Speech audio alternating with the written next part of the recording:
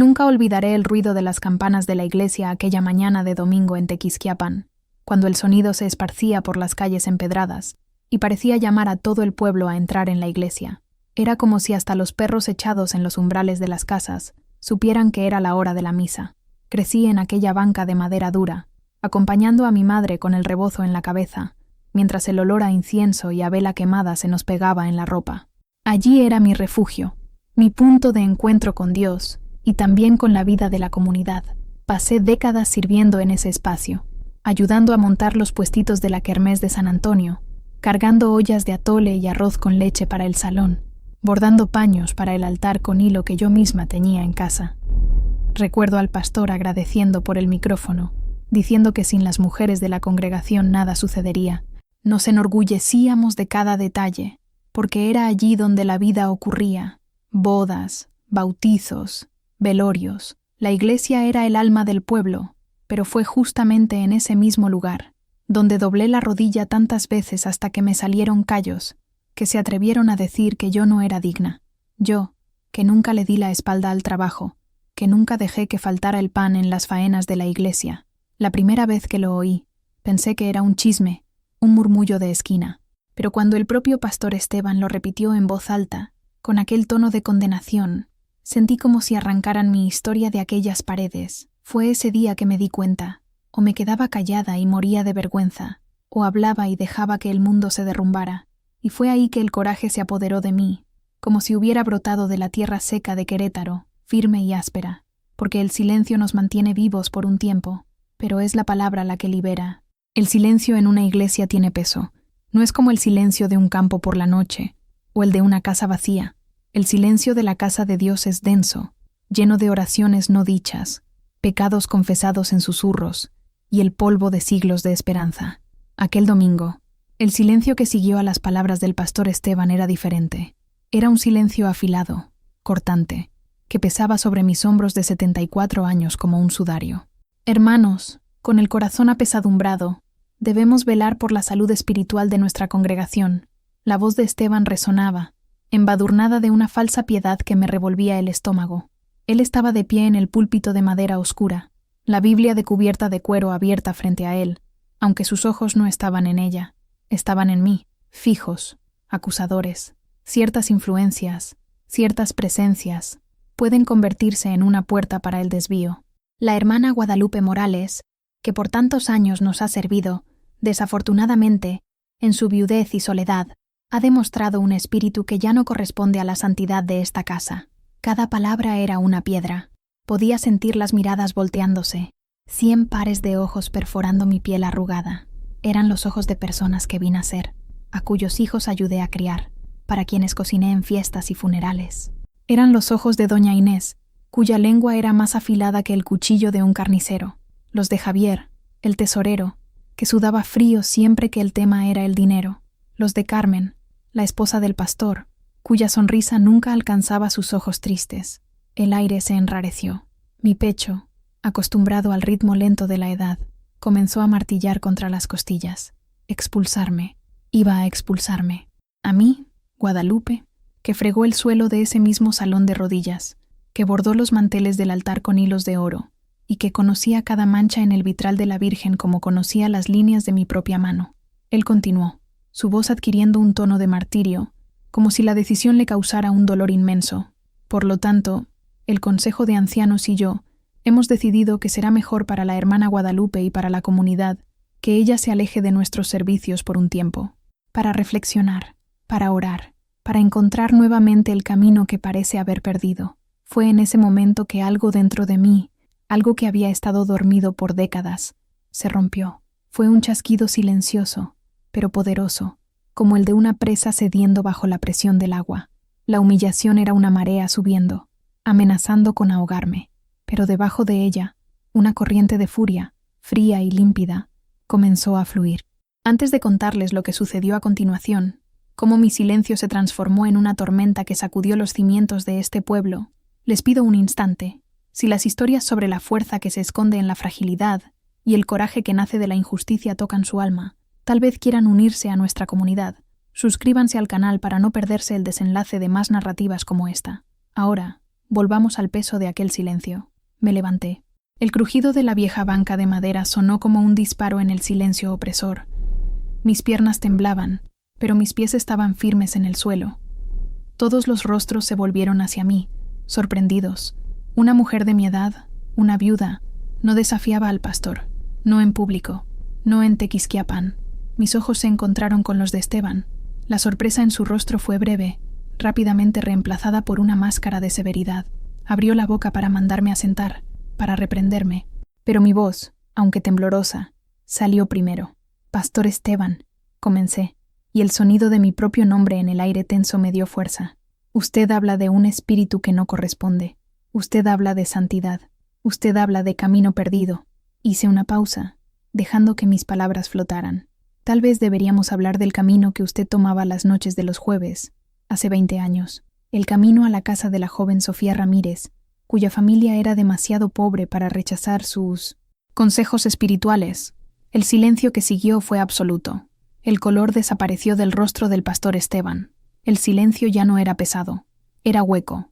El silencio del vacío antes de que todo se derrumbe. Y supe, en ese instante, que no me detendría ahí.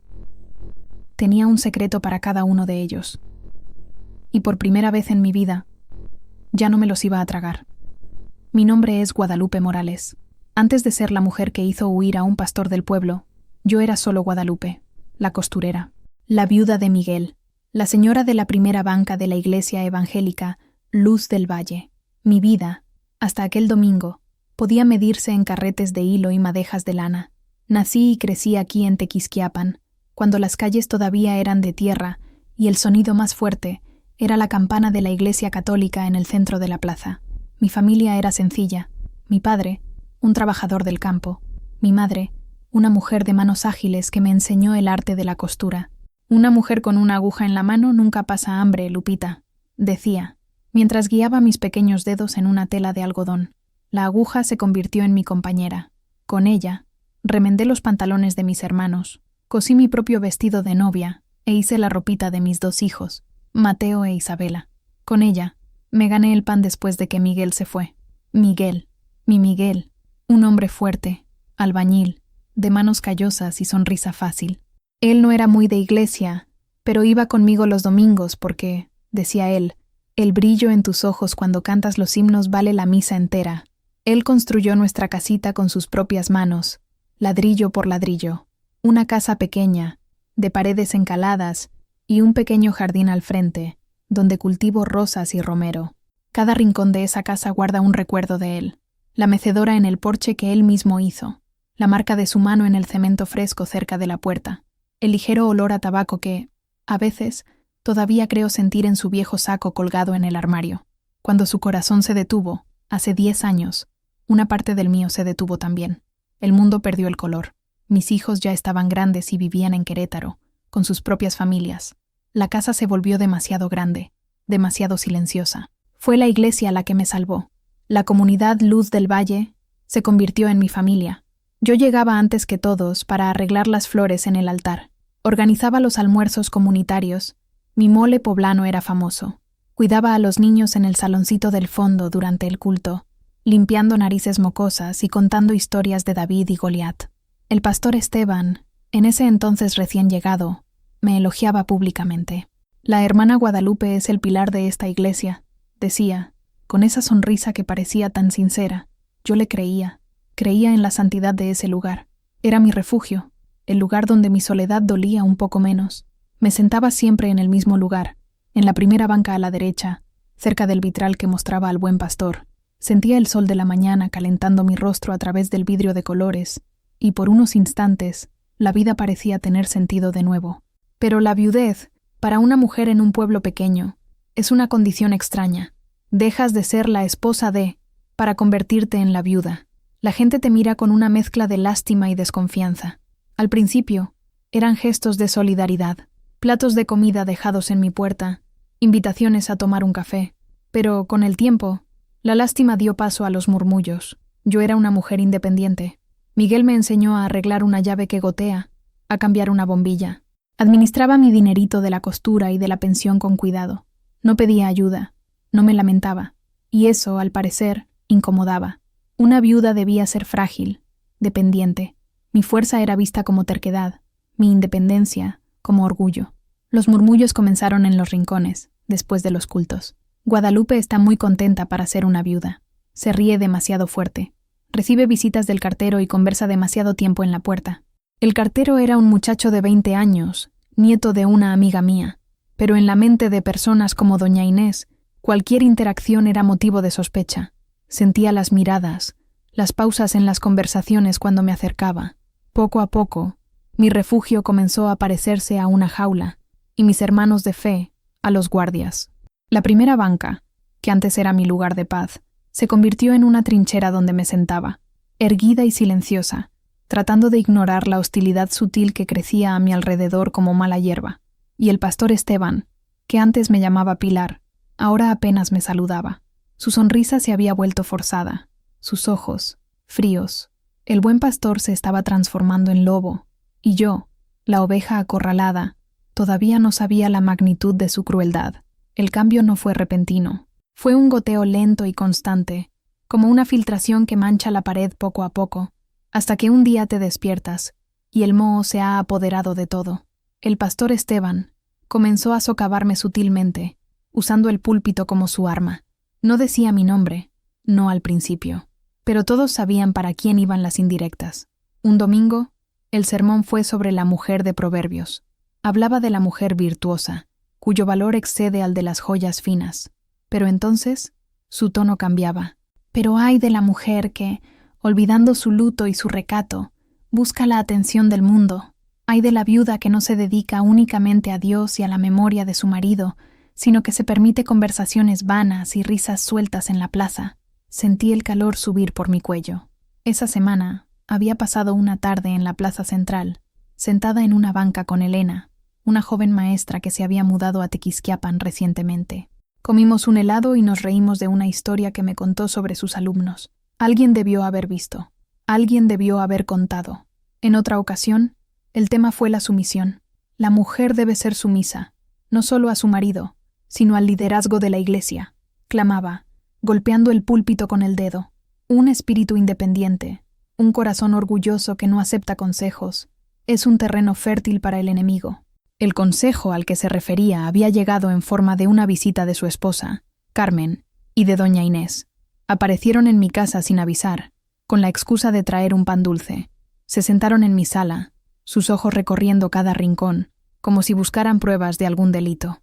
«Guadalupe, querida», comenzó Carmen, con su voz suave y afligida, «el pastor está preocupado por ti». Doña Inés, sin la misma sutileza, fue directo al grano. «La gente está comentando, Guadalupe. Dicen que no pareces una viuda de luto. Sales mucho, hablas con gente joven. No se ve bien». Las miré, la taza de té detenida a medio camino de mis labios.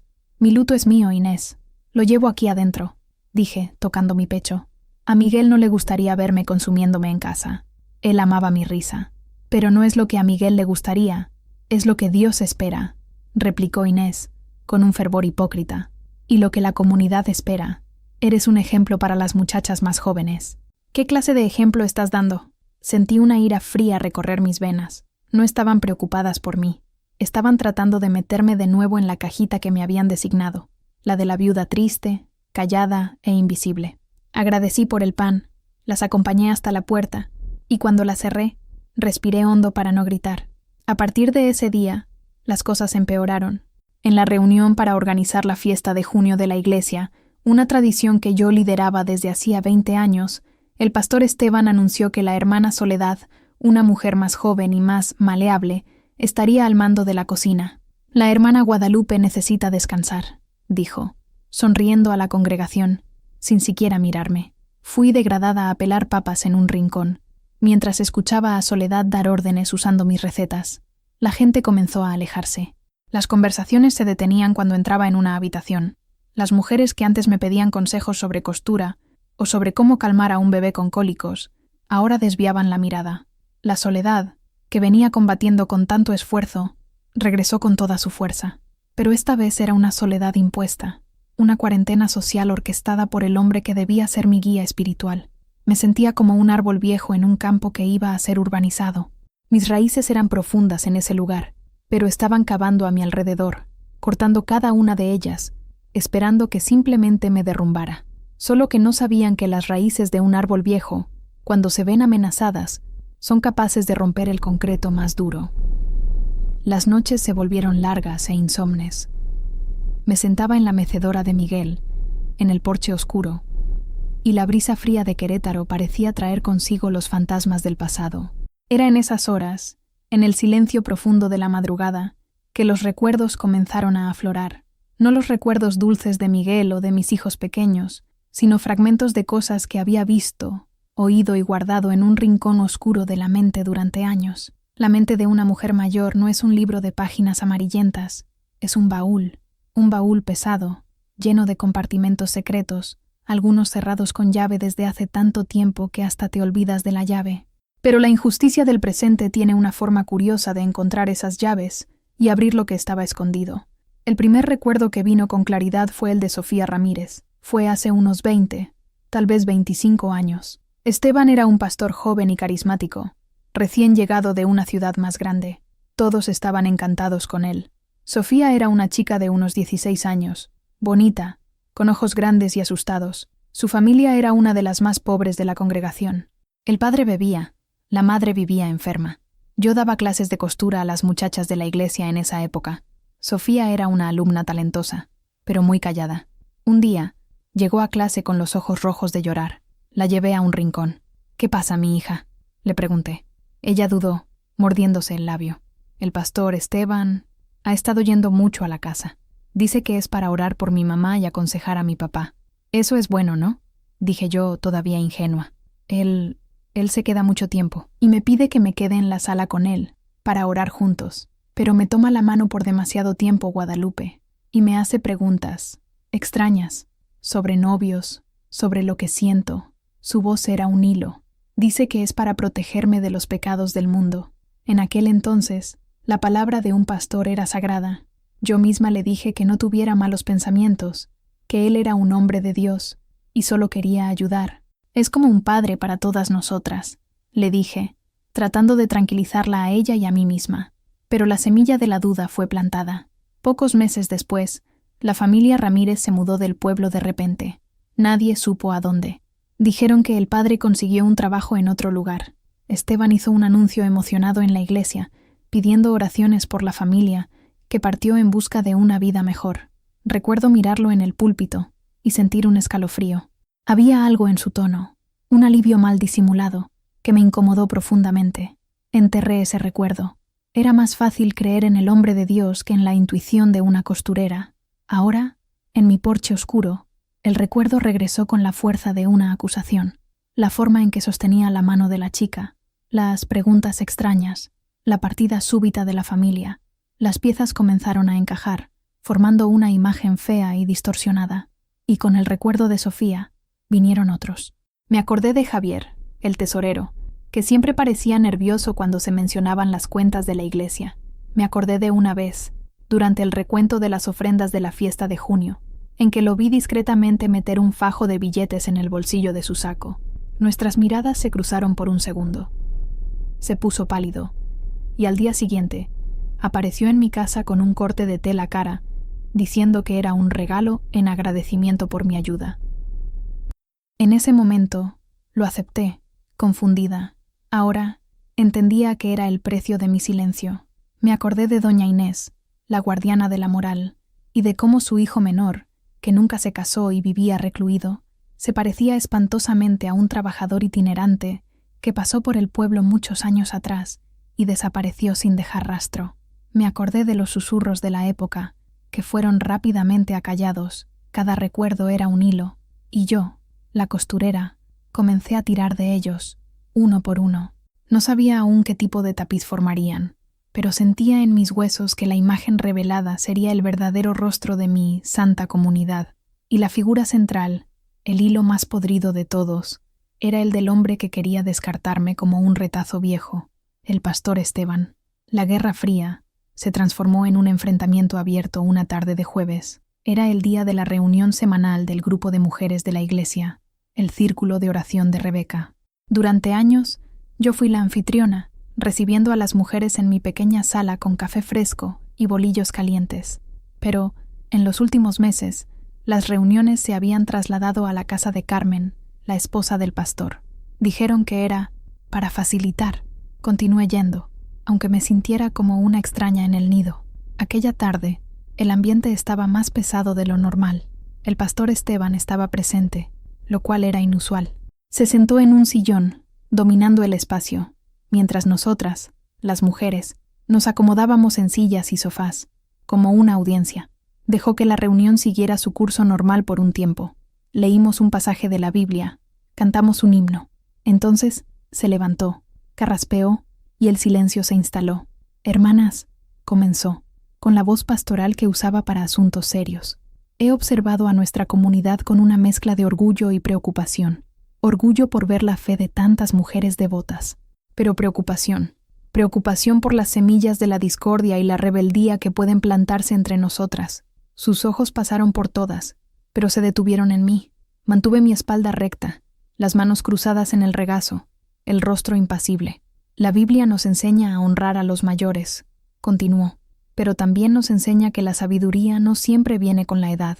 A veces, la edad trae amargura, trae un espíritu cuestionador, un espíritu que se niega a someterse al liderazgo que Dios ha instituido».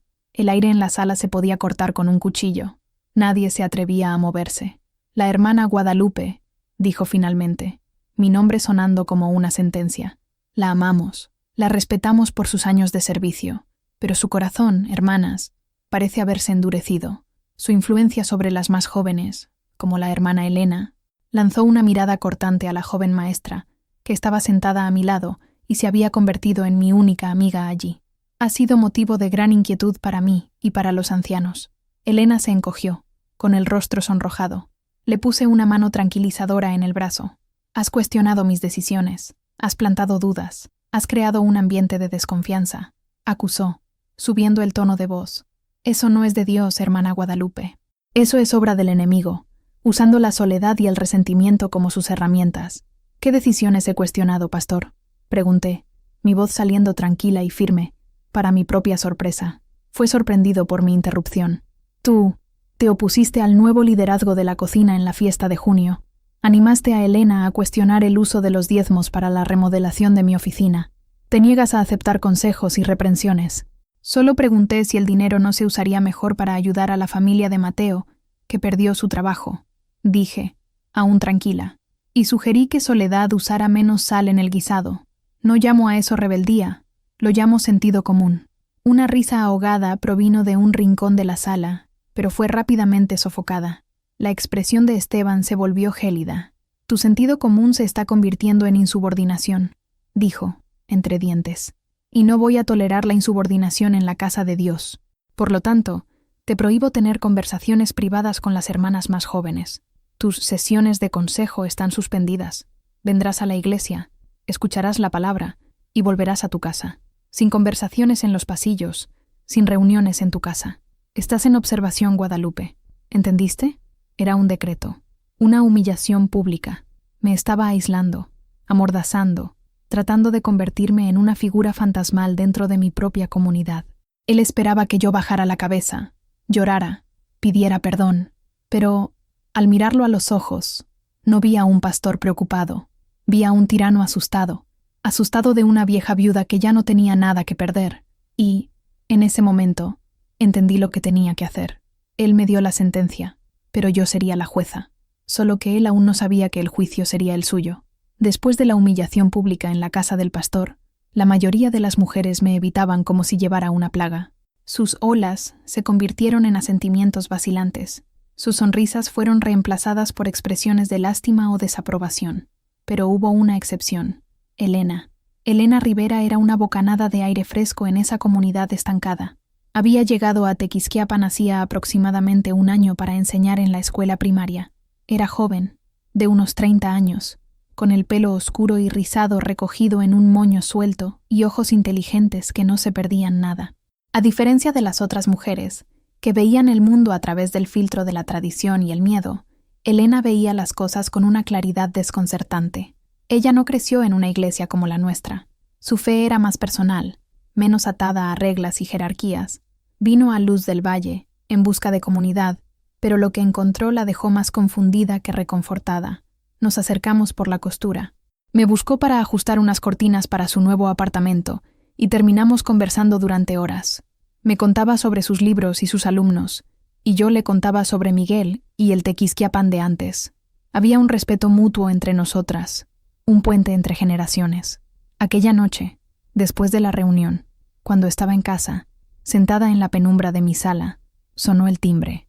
Era Elena. Su rostro estaba surcado de preocupación. ¿Puedo pasar, Guadalupe?, preguntó en voz baja. La hice entrar, cerré la puerta y preparé un té de manzanilla. Nos sentamos a la mesa de la cocina. El único sonido era el tic-tac del reloj de pared que había sido un regalo de bodas de Miguel. Lo que hizo hoy fue cruel, dijo Elena, rompiendo el silencio. Fue una demostración de poder. La usó como ejemplo para asustarnos a todas. Asentí, revolviendo mi té. Tiene miedo, Elena. Hombres como Esteban siempre tienen miedo de las mujeres que no pueden controlar. No entiendo, dijo ella frustrada. La gente aquí ven lo que hace, pero nadie dice nada. Bajan la cabeza y aceptan. ¿Por qué? Porque el miedo es una costumbre antigua en este pueblo, mi hija. Miedo a lo que los demás pensarán, miedo a quedarse solo, miedo a ofender a Dios. Esteban mezcla todos esos miedos y los sirve como si fueran la propia palabra divina. Elena me miró a los ojos, su expresión seria. Mencionó la remodelación de la oficina. Realmente le pregunté sobre eso. El presupuesto era altísimo. Muebles de madera fina, una silla de cuero importada. Mientras tanto, el salón de los niños tiene goteras y la familia del pequeño Luis está pasando hambre. Cuando le pregunté, me dijo que la casa del Señor y de su siervo debe reflejar la gloria de Dios. Fue la respuesta más arrogante que he oído. Una pequeña sonrisa se formó en mis labios. Tienes el corazón de una preguntona, Elena. Por eso te tiene miedo a ti también. Ella suspiró, pasándose la mano por el pelo. ¿Qué vas a hacer, Guadalupe? ¿Vas a aceptar esto? ¿Quedarte callada? La miré fijamente por un largo momento. En esos ojos jóvenes y llenos de fuego, vi la chispa que necesitaba. Yo era el baúl de los recuerdos, la testigo silenciosa de décadas, pero necesitaba a alguien que entendiera el mundo de hoy, alguien que no estuviera paralizada por la costumbre. No, mi hija, dije, mi voz adquiriendo una fuerza que me sorprendió.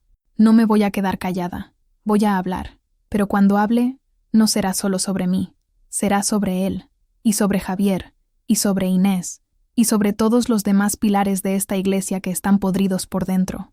Los ojos de Elena se abrieron de par en par. ¿Qué quieres decir? Quiero decir que soy la costurera, Elena, y tengo todos los hilos. Pasé toda mi vida remendando los trapos sucios de esta comunidad en silencio. Ahora, voy a usar esos mismos hilos para tejer un sudario. Pero necesito tu ayuda. Necesito tu coraje. ¿Me ayudarías a enhebrar la aguja? Elena se quedó en silencio por un instante, el peso de mis palabras flotando entre nosotras. Luego, extendió su mano sobre la mesa y cubrió la mía. Su mano era cálida y firme.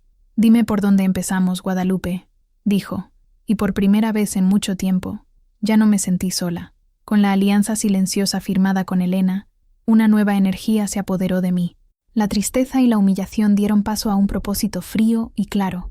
Ya no era una cuestión de defensa personal, era una cuestión de justicia, una justicia tardía, pero necesaria. En los días que siguieron, mi casa se convirtió en nuestro cuartel general secreto. Elena venía a visitarme después de la escuela, siempre con la excusa de traer un libro o pedir una receta. Sentadas a la mesa de mi cocina, entre tazas de té y el olor a pan casero, comenzamos a trazar nuestro plan. Necesitamos más que solo tus recuerdos, Guadalupe, dijo Elena, con su mente práctica de maestra. La gente puede decir que eres una vieja amargada inventando historias. Necesitamos hechos, cosas que podamos, si no probar, al menos corroborar. Tenía razón. Mis recuerdos eran la estructura, pero necesitábamos carne para poner en los huesos. Comenzamos por el pastor Esteban y la historia de Sofía Ramírez. La familia se mudó de repente, dijiste. ¿A dónde?, preguntó Elena. Nadie supo nunca, o nadie quiso saber, respondí, tratando de forzar la memoria. Recuerdo que su madre, Consuelo, mencionó una vez a una hermana que vivía en San Juan del Río. Era un comienzo. Elena, con la facilidad de su generación con la tecnología, pasó horas en su computadora, buscando en guías telefónicas antiguas, registros públicos, redes sociales. Era como buscar una aguja en un pajar, pero ella era persistente. Mientras Elena cavaba en el mundo digital, yo comencé a cavar en el analógico. Rebusqué en mis viejos baúles, cajas de fotos y diarios. Mis diarios no eran detallados, pero contenían anotaciones de eventos de la iglesia, nombres, fechas. Encontré la anotación de la fiesta de junio de hacía 25 años, la misma en que vi a Javier, el tesorero, embolsándose el dinero. La fecha estaba allí. Javier, le dije a Elena en una de nuestras reuniones, siempre ha sido el tesorero, y la iglesia nunca ha tenido dinero para nada. Las paredes necesitan pintura, el techo necesita reparación, pero el pastor tiene un auto nuevo cada 2 años, y Javier compró un terreno en las afueras del pueblo. Podemos verificar los registros de propiedad del terreno, sugirió Elena, anotando en su cuaderno. Y tal vez alguien que trabajó en las finanzas con él notó algo. Recordé a un señor llamado Mateo, que fue contador por un tiempo, pero se fue de la iglesia abruptamente hace unos 5 años, después de una gran discusión con Esteban y Javier. Era un hombre íntegro, y ahora vivía una vida recluida en un pueblo vecino. Mateo puede ser una clave, dije, pero tiene miedo. La pelea fue fea, la lista crecía. Para cada pilar de la iglesia había una historia, una grieta en la fachada de santidad. Doña Inés y el secreto sobre la paternidad de su hijo. Recordé conversaciones con la partera de la época, ya fallecida, que me confió ciertas irregularidades en el nacimiento del niño. La partera ya no estaba, pero tal vez su hija, que siempre la ayudaba, recordara algo. Carmencita, la esposa del pastor, que proyectaba una imagen de esposa perfecta y sumisa, pero recordaba haberla encontrado llorando en el baño de la iglesia más de una vez, con marcas moradas en los brazos que siempre escondía bajo mangas largas, incluso en el calor de Querétaro. «Soy tan torpe, mi hermana Guadalupe. Siempre me golpeo con las cosas», decía. Nunca le creí. El abuso era un secreto a voces, uno que todos elegían ignorar para mantener la imagen de la familia pastoral perfecta. Cada información era un hilo, cada nombre, una punta suelta. Elena organizaba todo metódicamente en su cuaderno, creando diagramas, conectando nombres y eventos. Parecíamos 2 conspiradoras, una vieja y una joven, tejiendo una red compleja e invisible. «Y cuando tengamos todo esto, Guadalupe, ¿qué haremos?», preguntó Elena una noche, con el rostro iluminado por la pantalla de su laptop. Miré mis manos, las mismas manos que habían cosido, cocinado y cuidado de tantos en esa iglesia. «Habrá un día de ajuste de cuentas, mi hija», dije con la voz firme. «Quieren expulsarme de la casa de Dios. Pues bien, antes de irme me aseguraré de que las paredes se derrumben sobre los hipócritas que la profanaron». «La encontré», exclamó Elena un sábado por la tarde, casi derramando su taza de café. Giró la pantalla de la laptop hacia mí. «Sofía Ramírez. Se casó. Ahora se llama Sofía Hernández. Encontré un perfil en una red social. Vive en San Juan del Río y es dueña de una pequeña florería». Mi corazón dio un salto. «Sofía, después de todos estos años». «Esto es peligroso, Guadalupe», dijo Elena, su entusiasmo inicial dando paso a la cautela. Revolver en su pasado puede ser doloroso. «¿Y si no quiere hablar?». «Si no quiere, la dejaremos en paz», dije con firmeza. «Pero merece la oportunidad de ser escuchada. Y nosotras merecemos saber la verdad. Necesito ir hasta allá». Elena insistió en ir conmigo. A la mañana siguiente, tomamos un autobús a San Juan del Río.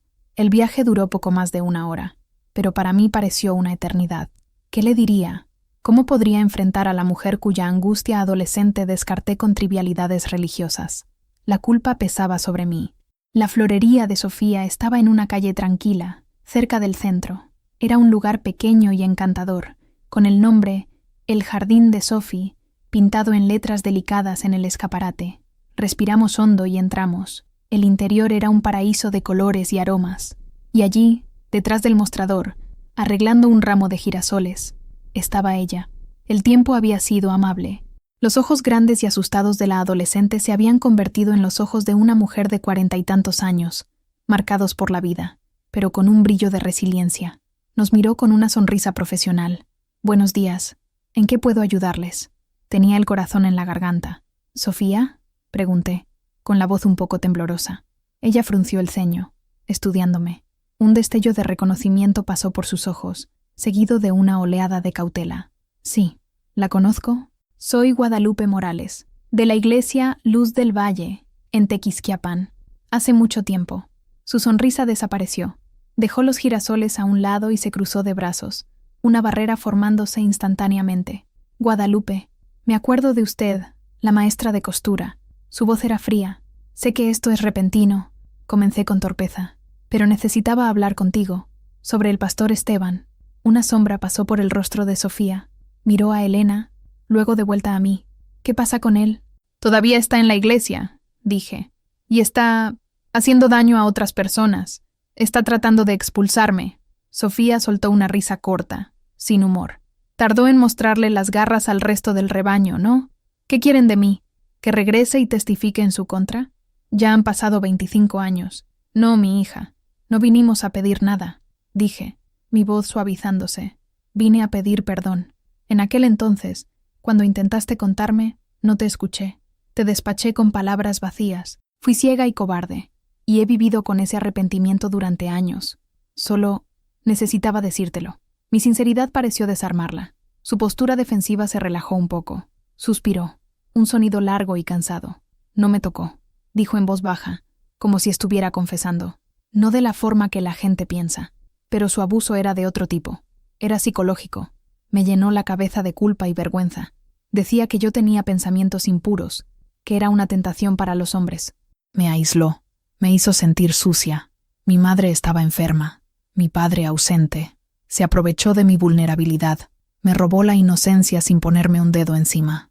Las lágrimas brotaron en sus ojos, y en los míos también. Mis padres finalmente se dieron cuenta de que algo andaba mal cuando me encontraron tratando de lastimarme, continuó, con la voz entrecortada. Por eso nos fuimos tan de repente, para alejarme de él. Nunca le contamos a nadie la verdadera razón. Teníamos demasiada vergüenza. Elena extendió la mano y tocó el brazo de Sofía. Siento mucho que hayas pasado por eso. Sofía se secó una lágrima con el dorso de la mano. Fui a terapia. Construí una vida. Tengo un buen esposo, 2 hijos. Pero la cicatriz nunca desaparece por completo. Me miró. ¿Por qué ahora, Guadalupe? ¿Por qué remover esto? Porque está usando la misma táctica. Le expliqué. Aísla, humilla, acusa. Está haciendo con la comunidad lo que te hizo a ti en privado. Y la gente tiene demasiado miedo para ver. Tu historia, Sofía, no es solo tuya. Es la historia de cómo funciona su poder. Se quedó en silencio, procesando mis palabras. Finalmente, asintió lentamente. No voy a volver a Tequisquiapan. No puedo. Pero, si necesitas que escriba lo que pasó, una declaración, lo haré. Al menos eso. Nadie más debería tener que pasar por lo que yo pasé. Salimos de la florería con el corazón apesadumbrado, pero con nuestra primera pieza sólida de evidencia. La visita a San Juan del Río no solo había confirmado mis sospechas, me había dado la resolución que me faltaba. Aquello ya no era sobre mí, era por Sofía, y por todas las otras Sofías que podrían estar sentadas en las bancas de esa iglesia, sufriendo en silencio. El siguiente paso era encontrar a Mateo, el excontador. Elena descubrió que vivía en Cadereyta, una ciudad conocida por sus viveros de cactus. No tenía teléfono, así que tendríamos que ir hasta allí y contar con la suerte. Partimos un miércoles por la mañana. La casa de Mateo era modesta, con un pequeño jardín de cactus al frente, perfectamente cuidado. Un hombre de unos 60 años, delgado y con el rostro surcado de preocupaciones, nos abrió la puerta. Era él. Sus ojos se abrieron de par en par en reconocimiento cuando me vio. «¿Hermana Guadalupe?», dijo sorprendido. «¿Qué hace aquí?» «Hola, Mateo. ¿Podemos hablar un momento? Es importante». Dudó, mirando por encima del hombro hacia el interior de la casa. Yo ya no me involucro con la iglesia, Guadalupe. Es exactamente por eso que estamos aquí», dijo Elena, con su voz tranquila y persuasiva. A regañadientes, nos dejó entrar. La casa era oscura y estaba llena de libros. Nos sentamos en su sala mientras nos servía un vaso de agua. «Mateo», comencé, yendo directo al grano. «Recuerdo tu salida de la iglesia. Fue después de una gran discusión con el pastor y con Javier sobre las finanzas. Nadie supo nunca el motivo real». Mateo se tensó. Se miró las manos, que temblaban ligeramente. «Eso es pasado. Aguas pasadas. Esas aguas están inundando la casa ahora, Mateo», dije. «Javier sigue siendo el tesorero. El pastor sigue pidiendo más y más dinero. Y gente buena está siendo lastimada. Gente como yo». Le conté lo que Esteban me estaba haciendo, sobre la humillación pública, sobre la amenaza de expulsión. Elena añadió los detalles sobre la remodelación de la oficina y la negativa a ayudar a familias necesitadas. El rostro de Mateo se contrajo en una mezcla de rabia y frustración. Lo sabía. Sabía que esto iba a pasar. Ese hombre es un lobo con piel de cordero. ¿Qué pasó, Mateo? ¿Qué descubriste?, preguntó Elena amablemente. Respiró hondo, como si se preparara para sumergirse en aguas profundas y oscuras. Yo era el contador voluntario. Tenía acceso a los libros. Al principio, todo parecía normal, pero luego empecé a notar discrepancias, pequeñas, al principio. Recibos de gastos pastorales sin especificar. Donaciones para misiones que nunca llegaban a ningún misionero. Se levantó y comenzó a caminar por la sala, agitado. Intenté organizar las cosas, crear un sistema más transparente. Fue entonces cuando Javier y Esteban me llamaron para una conversación. Me dijeron que estaba siendo desconfiado y que la obra de Dios no necesita burocracia mundana. La gota que derramó el vaso fue cuando descubrí la existencia de una segunda cuenta bancaria. Continuó, bajando la voz a un susurro conspirador. Una cuenta solo a nombre del pastor y de Javier. Grandes sumas de los diezmos y ofrendas especiales se desviaban a esa cuenta. Cuando los confronté, me amenazaron. Dijeron que si abría la boca, destruirían mi reputación. Dirían que yo era el ladrón, que yo había desviado el dinero. Tenían los libros, podían falsificarlos para incriminarme. Era mi palabra contra la del hombre de Dios. ¿A quién crees que le creería la congregación? Se detuvo, con el rostro pálido. Tengo una familia, un trabajo. No podía arriesgarme, así que me fui. Les dije a todos que me mudaba por motivos de trabajo y nunca más miré hacia atrás. ¿Todavía tienes alguna prueba? ¿Algún documento?, preguntó Elena. Mateo negó con la cabeza, desolado. No, fui un tonto. No hice copias de nada. Tenía miedo. Se detuvo un momento. Recuerdo los números, las fechas de las transferencias, los montos. Mi mente es buena para los números. Y recuerdo el nombre del banco. Era un banco pequeño, regional. Elena sacó su cuaderno. Eso es más que nada, Mateo. Mucho más. ¿Qué van a hacer con esta información?, preguntó, la preocupación evidente en su voz. Vamos a exponerlos, dije. Se acabó el miedo, Mateo. Se alimentan de nuestro silencio. Me miró, una mirada larga y profunda. Vi un destello de su antigua integridad, la chispa que había sido sofocada por el miedo. Si llega a un punto en que mi palabra sea necesaria, si necesitas un testigo que confirme la existencia de esa cuenta, puedes buscarme. Era una promesa vacilante, pero era una promesa. Salimos de la casa de Mateo con otra pieza del rompecabezas. La corrupción no era solo moral, era financiera. El templo no solo estaba siendo profanado espiritualmente, estaba siendo robado. Y la codicia, descubrí, deja un rastro de papel mucho más fácil de seguir que los pecados del alma. Doña Inés era la personificación de la hipocresía, siempre la primera en señalar con el dedo, en susurrar sobre la falda corta de una muchacha o la mirada prolongada de un muchacho. Su casa era impecable, su apariencia, severa. Se comportaba como la matriarca moral de la iglesia, la jueza no oficial de todas las conductas. Pero yo recordaba un tiempo en que su fachada no era tan impenetrable. Su hijo, Ricardo, era un hombre de casi 50 años que aún vivía con ella. Era callado, recluido, y nunca se casó. Era el secreto mal guardado de Tequisquiapan. Ricardo no se parecía en nada al difunto esposo de Inés, un hombre bajo y fornido. Ricardo era alto, de ojos claros y pelo ondulado. Era la viva imagen de un ingeniero forastero llamado Ramiro, que trabajó en una obra en el pueblo durante algunos meses, hacía casi 50 años, y partió tan misteriosamente como llegó. Mi enfoque aquí tenía que ser diferente. No podía confrontar a Inés directamente. Necesitaba a alguien que recordara esa época, alguien cuya memoria pudiera validar los antiguos susurros. Recordé a Jacinta, la hija de la partera, doña Elvira. Jacinta ahora era una señora de mi edad, que vivía en una pequeña granja en las afueras del pueblo. Tenía la lengua suelta y una memoria de elefante. Fui a visitarla una tarde, llevando como excusa un frasco de mi mermelada de guayaba. Nos sentamos en el porche de su casa, rodeadas de gallinas picoteando en el patio. Jacinta, mi amiga, ¿cómo va la vida?, comencé, después de las cortesías de rigor. Ah, Guadalupe, la misma de siempre. La espalda duele, los nietos dan trabajo, pero Dios es bueno, respondió. con su manera expansiva. Conduje la conversación lentamente, hablando de los viejos tiempos, de las personas que ya se habían ido. Mencioné casualmente el nombre de Inés. Los ojos de Jacinta brillaron con malicia. «Ah, la Santa Inés. Piensa que todos nos hemos olvidado, ¿no?» «¿Olvidado qué?», pregunté, fingiendo inocencia. Jacinta se inclinó hacia adelante, la silla de mimbre crujiendo bajo su peso. Mi madre, que Dios la tenga, era la partera. Ella lo vio todo. Cuando Inés quedó embarazada de Ricardo, su esposo, el pobre Alfonso, había pasado casi un año trabajando en otra ciudad. Las cuentas no cuadraban, ¿entiendes? Asentí, animándola a continuar. La noche en que nació Ricardo, mi madre estaba allí. Inés estaba desesperada, con miedo de que el niño naciera con los ojos claros del ingeniero. Hizo que mi madre jurara secreto sobre la Biblia. Dijo que Alfonso la mataría si se enteraba. ¿Y qué pasó?, susurré. El niño nació, sano y con los ojos del forastero. Mi madre dijo que nunca vio tanto pavor en los ojos de una mujer. Alfonso llegó de viaje una semana después. Inés inventó una historia de que el bebé era prematuro, que nació de 7 meses. Alfonso, pobrecito, era un hombre sencillo. Se lo creyó todo. Jacinta se rió, una risa gutural.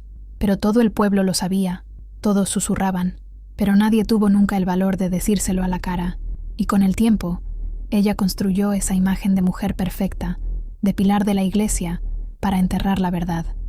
Cuanto más alto es el pedestal, más grande es la sombra que proyecta, ¿no es así? Agradecí a Jacinta por la conversación y por la mermelada.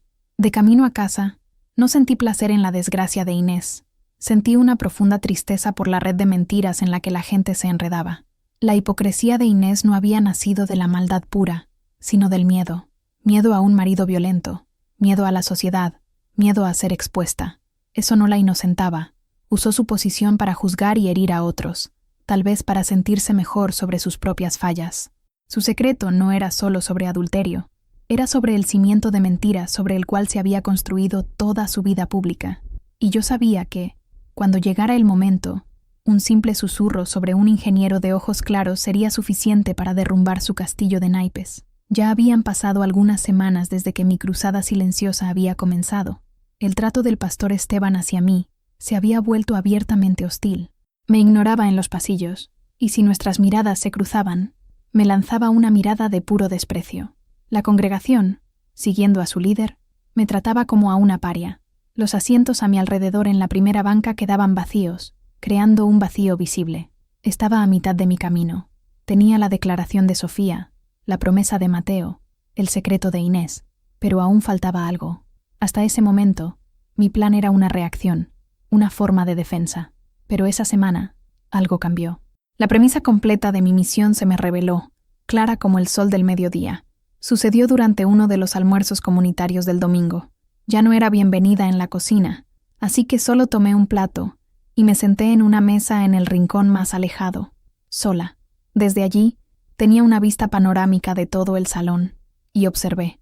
Vi al pastor Esteban riendo a carcajadas con un grupo de empresarios del pueblo, hombres que yo sabía que eran conocidos por sus prácticas comerciales dudosas. Vi a Javier, el tesorero, conversando en voz baja con un prestamista local. Vi a doña Inés reprendiendo a una joven madre porque su hijo estaba haciendo mucho ruido, mientras su propio hijo, Ricardo, comía en silencio, con los ojos bajos, un prisionero en su propia vida. Vi a Carmencita, la esposa del pastor, sirviendo a todos con una sonrisa forzada, la manga de su vestido deslizándose por un instante y revelando una mancha oscura en su muñeca. Y entonces vi a la congregación, la gente común. Las familias que venían allí en busca de consuelo y esperanza. Vi la fatiga en sus rostros, la preocupación por las cuentas, por los hijos, por la salud. Depositaban su fe, su tiempo y su dinero duramente ganado en manos de esos líderes, creyendo en su integridad. Eran el rebaño, y sus pastores eran lobos disfrazados. En ese momento lo entendí. Ya no se trataba de venganza por mi humillación. No era solo para exponer a 1 o 2 hipócritas. Era para romper todo el sistema. Era para devolver la iglesia a las personas a las que pertenecía. Mi objetivo no era destruir Luz del Valle, era purificarla. Y la purificación, a veces, requiere fuego. Cuando Elena vino a mi casa esa noche, yo era diferente. Había una calma en mí, una certeza que no existía antes. «¿Qué pasa, Guadalupe?», preguntó, sintiendo el cambio en la atmósfera. «Sé lo que tengo que hacer», dije. «¿Y cómo tengo que hacerlo? No basta con exponer sus secretos uno por uno. Eso solo crearía caos y chismes. La gente tomaría partido. La iglesia se dividiría y, al final, nada cambiaría de verdad». «Entonces, ¿cuál es el plan?», preguntó intrigada. «La iglesia tiene una reunión administrativa anual. Dentro de un mes es cuando presentan el balance financiero. Hablan sobre los planes para el año siguiente. Es una reunión abierta a todos los miembros. Generalmente, casi nadie va, solo los importantes». Elena comenzó a sonreír, entendiendo a dónde quería llegar. «Este año», continué, «todos irán. Y no será una reunión administrativa, será un tribunal. No voy a acusar a nadie, simplemente voy a contar historias. La historia de una joven llamada Sofía, la historia de un contador honesto llamado Mateo, la historia de un ingeniero de ojos claros, la historia de una esposa con marcas en los brazos». Me levanté y fui a mi caja de costura. Tomé una aguja y un carrete de hilo rojo. Cada secreto es un hilo. Los voy a coser todos juntos, frente a todo el mundo, hasta que el tapiz de la verdad sea tan grande y tan claro que nadie pueda ignorarlo más. No voy a gritar ni a acusar. Usaré mi voz, la voz de una vieja costurera, y contaré la historia real de esta iglesia. Y entonces dejaré que la propia congregación sea el jurado. Elena me miraba con una admiración que me hizo sonrojar. «Eso es brillante, Guadalupe, y valiente». «No es valentía, mi hija», dije, pasando el hilo por el ojo de la aguja con una firmeza que no sentía en años. «Es necesidad. Es el último remiendo que haré en esta comunidad, y será el más importante de todos». A partir de ese momento, supe que la revelación completa sería el clímax de mi vida, el acto final que daría sentido a todos los dolores y silencios que había soportado. El secreto de Carmencita, la esposa del pastor, era el más delicado y peligroso de todos. Una cosa era exponer la corrupción financiera o la hipocresía moral. Otra, completamente diferente, era entrar en la intimidad de un matrimonio, especialmente cuando implicaba violencia. Necesitaba estar segura, y necesitaba abordarla de la manera correcta. Sabía que confrontarla directamente no funcionaría. Estaba atrapada en un ciclo de lealtad y miedo. Necesitaba crear una oportunidad, un espacio seguro donde ella pudiera, tal vez, bajar la guardia. Recordé que a Carmencita le apasionaba la jardinería, especialmente las orquídeas. Mi jardín, aunque modesto, tenía un rosal antiguo que producía las rosas más perfumadas del pueblo, una herencia de mi madre. Decidí usar eso como pretexto. Un sábado por la mañana, cuando sabía que el pastor estaría fuera, en una reunión de pastores en Querétaro, fui a la casa pastoral. Era una casa grande, mucho más grande que la mía, con un césped bien cuidado. Toqué el timbre, el corazón latiendo un poco más fuerte. Carmencita abrió, la sorpresa evidente en su rostro. «¿Hermana Guadalupe? ¿Qué hace usted aquí?» «Hola, Carmen. Perdóname por venir sin avisar», dije, con la sonrisa más amable que pude. Estaba podando mi rosal, y recordé cómo admiras las rosas. Pensé en traerte algunos esquejes. Le extendí una pequeña maceta con un brote prometedor. La desconfianza en sus ojos dio paso a una genuina punzada de placer. «Oh, Guadalupe, qué amabilidad. Son hermosas. Pasa, por favor. ¿Aceptas un vaso de agua de Jamaica?» Era exactamente lo que esperaba. Nos sentamos en su cocina, que era moderna e impecable, pero a pesar de la apariencia, el aire de la casa era pesado, opresivo. Conversamos sobre plantas, sobre el clima, sobre trivialidades. La observé atentamente. Parecía cansada, con ojeras oscuras bajo los ojos. Su sonrisa era como una flor frágil, lista para marchitarse al menor toque. Mientras se levantaba para buscar más hielo, la manga de su vestido se subió de nuevo, y esta vez vi claramente una mancha morada y amarillenta en su antebrazo, con la forma inconfundible de dedos que apretaron con fuerza. Nuestras miradas se encontraron, y vi el pánico en su rostro mientras se bajaba la manga apresuradamente. No dije nada sobre la marca. En cambio, cambié de táctica. «¿Sabes, Carmen?», comencé, en voz baja y suave. «A veces miro mi jardín y pienso en cómo son las plantas. Algunas, como los cactus, crean espinas para protegerse. Otras, como las enredaderas, se aferran a cualquier pared para poder crecer, aunque la pared se esté desmoronando». Me miró, con los ojos húmedos, entendiendo la metáfora. Pero mis favoritas, continué, son las flores que parecen frágiles, como las orquídeas, pero que tienen una fuerza inmensa. Pueden florecer en los lugares más difíciles, pero ninguna planta, por más fuerte que sea, puede florecer en la oscuridad total. Todas necesitan un poco de luz, y a veces necesitan ser trasplantadas a un suelo mejor, antes de que sus raíces se pudran. Las lágrimas comenzaron a correr silenciosamente por el rostro de Carmencita. No dijo nada, solo lloró, un llanto contenido, como si hasta sus lágrimas tuvieran miedo de hacer ruido. Extendí la mano y la puse sobre la suya, que estaba fría como el hielo. No estás sola, Carmen, y no eres una pared que se está desmoronando. Eres un jardín, y mereces florecer al sol. Me levanté para irme. Gracias por el agua. Estaba deliciosa. Cuando llegué a la puerta, susurró mi nombre. Guadalupe. Me volví. Gracias, dijo. Su voz apenas un soplo. Por los esquejes. Sabía que no estaba hablando de las rosas. Ese día, no gané un testigo ni una declaración. Gané algo más importante. Planté una semilla de coraje en un suelo que estaba sediento de ella. No sabía si la semilla brotaría a tiempo, o si tendría la fuerza para romper la tierra dura que la cubría. Pero le había mostrado que había sol fuera de su prisión. Y a veces, la esperanza es la única agua que una semilla necesita. Con la fecha de la reunión administrativa acercándose, Elena y yo entramos en la fase final de nuestro plan. Asegurar que el salón de la iglesia estuviera lleno. Necesitábamos que la congregación estuviera presente para escuchar la verdad. La mayoría de la gente nunca va a esas reuniones, dijo Elena preocupada. Les parecen aburridas. Y con la forma en que el pastor Esteban te ha tratado, muchos pensarán que esto es solo una venganza personal tuya. Por eso no seremos nosotras quienes los invitemos, respondí, un plan formándose en mi mente. Usaremos la propia red de chismes de la iglesia en su contra. Mi primera parada fue la casa de Jacinta, la hija de la partera. Sabía que ella, con su lengua afilada y su amor por un buen drama, era el canal perfecto. Jacinta, le dije, después de otra entrega estratégica de mermelada. ¿Supiste de la reunión administrativa de la iglesia? ¿Esa cosa aburrida? Ni pensar que voy, respondió. Ah, pero este año será diferente, dije, bajando la voz a un tono conspirador. Oí decir que el pastor Esteban hará un anuncio bomba, algo sobre un gran cambio en el liderazgo, y también parece que las finanzas de la iglesia están en una situación muy, muy interesante. Los ojos de Jacinta se abrieron de par en par. ¿Interesante cómo? No puedo decir más, dije, haciéndome la misteriosa. Pero si yo fuera tú, no me la perdería por nada. Y tal vez quieras avisar a algunas amigas de confianza.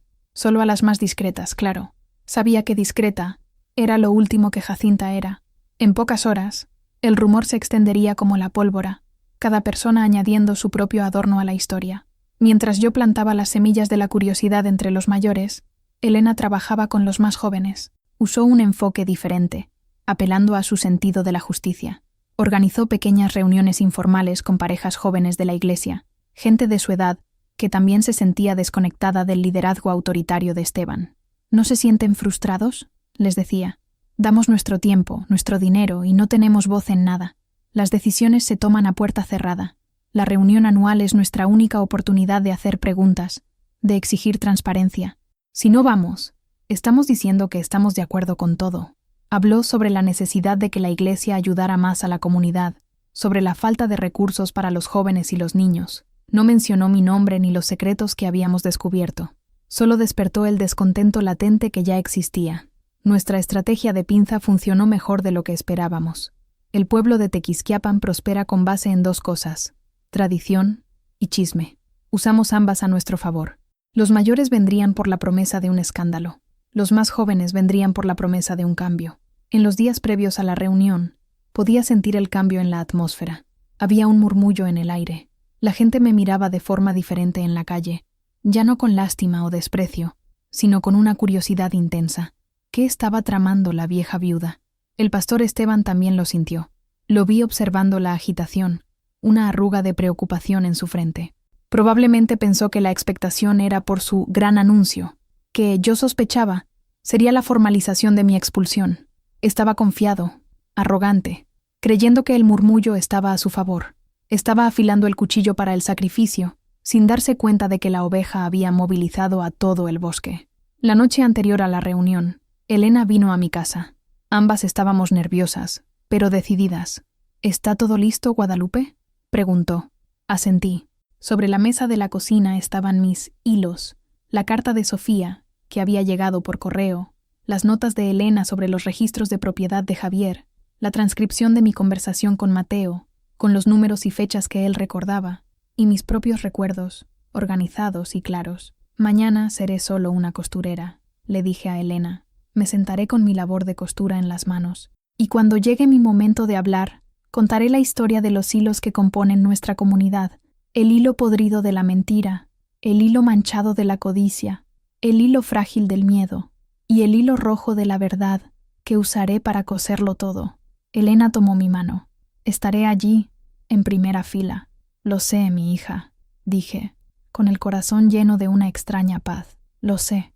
La noche antes de la reunión fue la más larga de mi vida.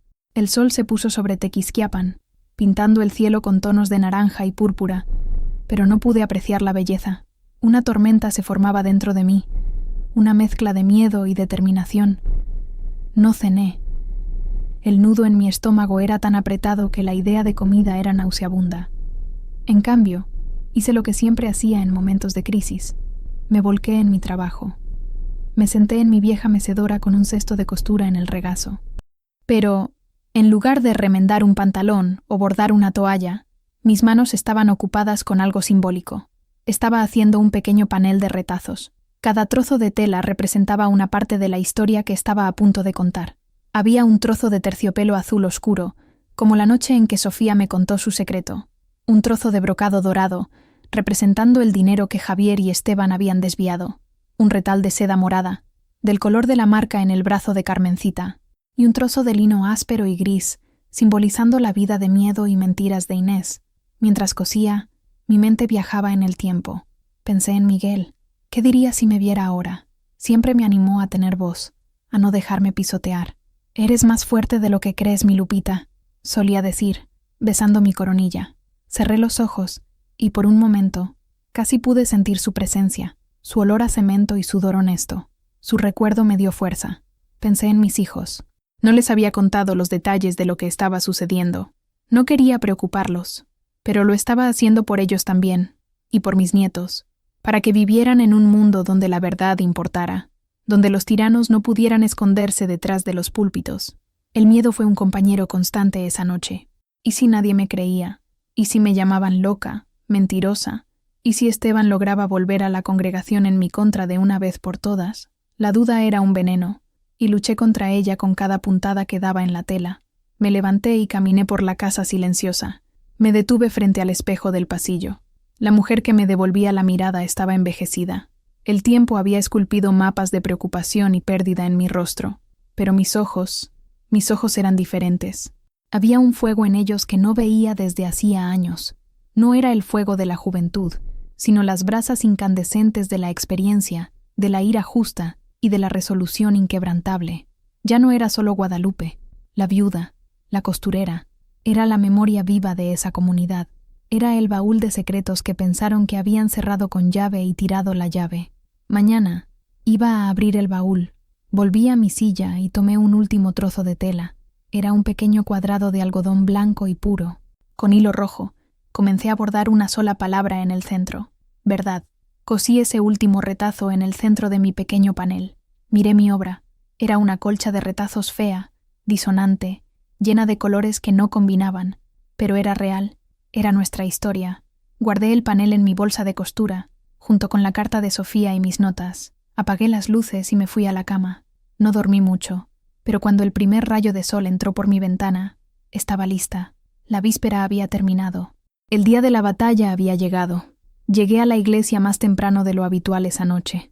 El sol comenzaba a ponerse, y la luz dorada bañaba la fachada de piedra del templo. Sostuve mi bolsa de costura con fuerza y entré. El salón ya estaba sorprendentemente lleno. Mi estrategia y la de Elena habían funcionado. La gente estaba sentada en las bancas, conversando en voz baja, un clima de expectación flotando en el aire. Vi rostros que no aparecían en la iglesia desde hacía años, atraídos por la promesa de un evento inusual. Ignoré las miradas curiosas y los susurros que siguieron mi paso por el pasillo. Fui directamente a mi lugar de siempre, en la primera banca a la derecha. Me senté, puse mi bolsa en el suelo a mi lado y saqué mi pequeño panel de retazos y mi aguja. Mantuve las manos ocupadas, dando pequeñas puntadas en el borde de la tela, un gesto familiar que calmaba mis nervios. El liderazgo de la iglesia llegó en grupo, como para demostrar unidad. El pastor Esteban, Javier y los otros ancianos subieron al estrado y se sentaron en una fila de sillas detrás del púlpito. Su sorpresa al ver el salón abarrotado era palpable. Esteban intercambió una mirada confusa con Javier, pero rápidamente compuso su rostro con una máscara de satisfacción presuntuosa.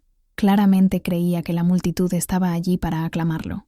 Doña Inés se sentó a unas bancas de mí, el rostro en un gesto de desaprobación. Carmencita, la esposa del pastor, se sentó en la primera fila del otro lado, pareciendo pequeña y frágil.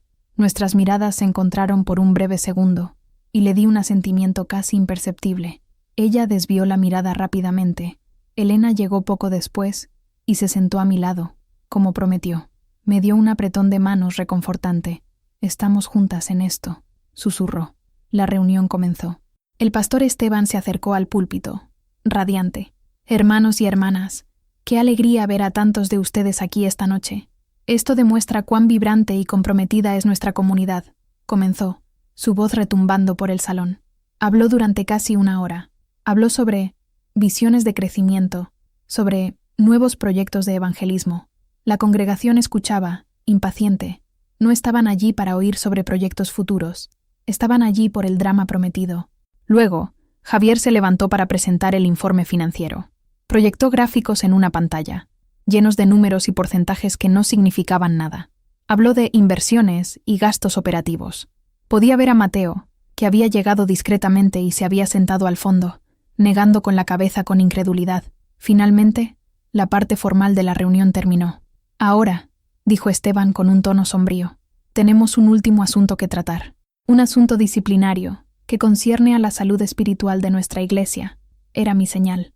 Era el momento que él había reservado para humillarme y expulsarme.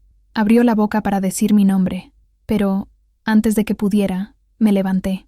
Al igual que aquel domingo, el crujido de mi banca fue el único sonido en el salón silencioso. Todos los ojos se volvieron hacia mí. «Pastor», dije, mi voz clara y firme, proyectada para alcanzar el fondo del salón. «Con todo respeto, antes de que usted hable sobre la salud espiritual de la iglesia, yo, como uno de los miembros más antiguos de esta congregación, quisiera hacer algunas preguntas sobre el informe financiero que acabamos de escuchar, y tal vez contar una o dos historias». El rostro de Esteban pasó del rosa de la presunción al blanco de la furia, y luego al gris del miedo. Me miró, atónito. La audiencia se inclinó hacia adelante en sus asientos. El espectáculo estaba a punto de comenzar. «Una pregunta, hermana Guadalupe», dijo Esteban, tratando de recuperar la compostura, su voz goteando sarcasmo. «¿Ahora es usted experta en finanzas?» «No, pastor», respondí tranquilamente, aún de pie. «Solo soy una costurera, pero entiendo de telas, y la tela que el hermano Javier nos ha presentado parece tener algunos agujeros». Javier, en el estrado, comenzó a sudar. Se ajustó el cuello de la camisa, evitando mi mirada. «Quisiera preguntarle al hermano Javier sobre los gastos pastorales extraordinarios, que suman casi 1/3 de nuestro presupuesto de donaciones. ¿Podría darnos algunos ejemplos de esos gastos para que la congregación entienda a dónde va nuestro dinero?» Javier tartamudeó. «Bueno, son viajes, seminarios, materiales de estudio, cosas para el perfeccionamiento espiritual del pastor». «Entiendo», dije, tomando el trozo de brocado dorado de mi panel de retazos y sosteniéndolo para que todos lo vieran. «Como el viaje que el pastor y su esposa hicieron a Cancún el año pasado, que fue llamado un retiro espiritual, o el auto nuevo que usted, hermano Javier, compró al contado el mes pasado». Un murmullo recorrió a la multitud. Las miradas se volvieron de mí hacia los 2 hombres en el estrado, que ahora parecían 2 acusados en el banquillo. «Eso es un absurdo, una calumnia», gritó Esteban, golpeando el púlpito. «No es una calumnia si es verdad, pastor», dije, mi voz sin alterarse. «Y tengo más preguntas. Me gustaría saber sobre una cuenta bancaria en el Banco Regional de Querétaro, una cuenta que no fue mencionada en el informe del hermano Javier, una cuenta que recibe depósitos regulares de los fondos de la iglesia». El rostro de Javier se puso del color de la cera. Miró a Esteban en pánico. «Hay un hombre sentado al fondo de este salón», continué, mi voz cortando el silencio atónito. «Su nombre es Mateo. Muchos de ustedes lo recuerdan. Fue nuestro contador por un tiempo, hasta que fue forzado a irse por hacer demasiadas preguntas. Preguntas como las que estoy haciendo ahora. Mateo recuerda muy bien esa cuenta. Recuerda las fechas y los montos. ¿Usted se acuerda, hermano Mateo?» Todos se giraron hacia el fondo. Mateo, pálido pero resuelto, se levantó lentamente. «Sí, hermana Guadalupe, me acuerdo». El murmullo se convirtió en un alboroto. La gente comenzó a hablar entre sí, señalando el estrado. Sus rostros una mezcla de conmoción y rabia. Esteban intentó gritar por encima del ruido. «Silencio, silencio. Esto es una conspiración. Una mentira orquestada por una mujer amargada y un exmiembro descontento». Pero estaba perdiendo el control. El primer hilo había sido jalado, y la costura de su autoridad comenzaba a deshacerse. No necesitaba gritar. Solo necesitaba presentar los hechos, uno por uno, y dejar que la propia congregación los cosiera. «No se trata de amargura, pastor», dije, mi voz superponiéndose al ruido. «Se trata del dinero duramente ganado de estas personas, el dinero que donan con fe, creyendo que será usado para la obra de Dios, y no para financiar el lujo de sus líderes». Me senté, dejando que la semilla que planté germinara en el caos. El primer pilar, el de la integridad financiera, había sido derribado. Y todavía tenía muchos otros hilos en mi bolsa de costura. El tumulto en el salón tardó en disminuir. Esteban, desesperado, pedía orden, pero su voz estaba siendo ahogada por la indignación de la congregación. Finalmente, uno de los ancianos mayores, un hombre respetado por su calma, se levantó y pidió silencio. Cuando el salón se calmó, todos los ojos estaban en mí nuevamente. Me levanté una vez más, esta vez sosteniendo el retazo de lino gris. «Ya que estamos hablando de la salud espiritual de nuestra iglesia», comencé, dirigiendo mi mirada a doña Inés. «Quizás deberíamos hablar sobre los estándares que usamos para juzgarnos unos a otros». Inés me fulminó con la mirada, la barbilla temblando de rabia. «Muchos de nosotros hemos sido objeto de juicios y chismes. Yo misma fui acusada de no comportarme como una viuda decente. Nuestras vidas son examinadas bajo un microscopio, cada paso, cada palabra. Y nuestra jueza en jefe, muchas veces, es la hermana Inés, que celosamente guarda la moral y las buenas costumbres de esta congregación». Inés se levantó de un salto.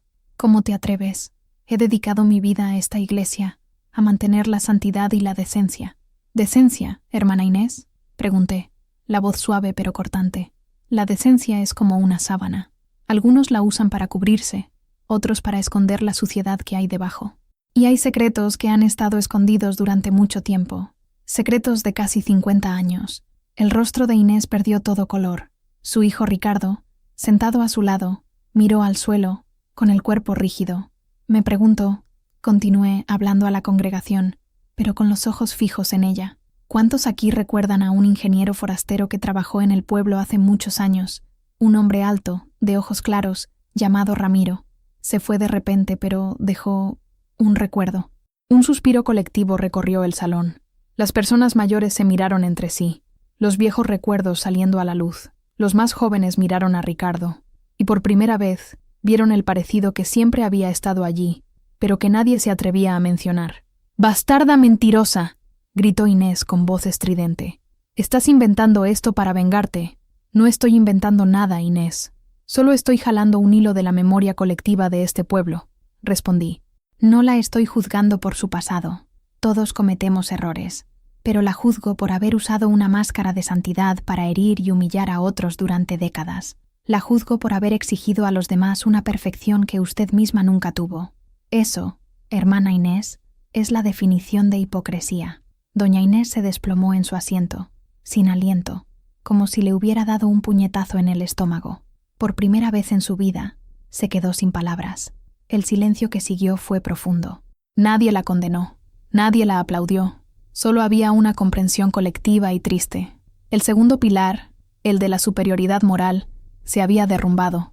La congregación comenzaba a entender que los santos que tanto reverenciaban estaban hechos del mismo barro frágil que ellos, y el miedo que sentían por ellos comenzaba a disiparse, reemplazado por una claridad incómoda.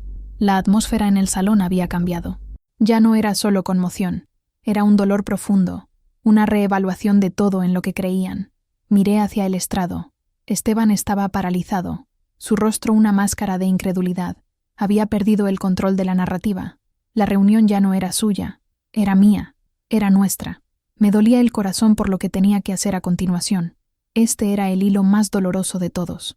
Me levanté, esta vez sosteniendo el trozo de seda morada. Mis ojos se dirigieron a Carmencita.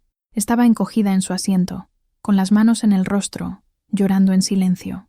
Hablamos de dinero, hablamos de hipocresía, dije, mi voz más suave ahora, llena de una tristeza que no tuve que fingir. Ahora, necesitamos hablar de lo que sucede a puerta cerrada. Hablamos tanto de la familia pastoral como un ejemplo para todos nosotros.